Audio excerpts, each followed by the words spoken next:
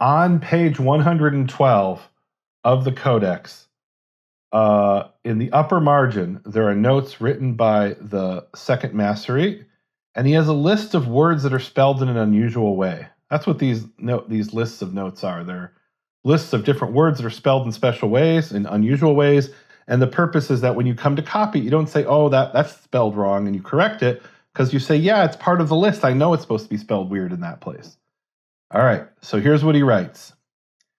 ומצאנו אותם במעשה המלמד הגדול אהרון בן משה בן אשר, במעשיו במחזור המכונה באלתאג'.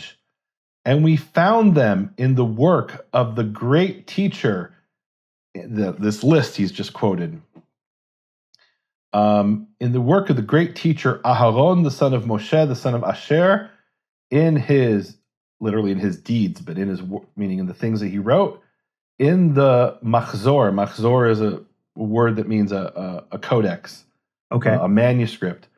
Later it means something else, but here that's what it means, which is called Altaj, the crown. Now, what does that have to do with the Aleppo Codex? So the Aleppo Codex today is called in Hebrew Keter Aram Tsova, the Aleppo crown. Aram Tsova is actually the biblical name for the Syrian city of Aleppo. So it's called the Aleppo crown. And so the manuscript, or in the codex, called Al-Taj, which is Arabic for the crown. So there's a manuscript called Al-Taj, and it's the work of Aaron ben Moshe ben Asher, particularly the notes are, that has to be the Aleppo Codex.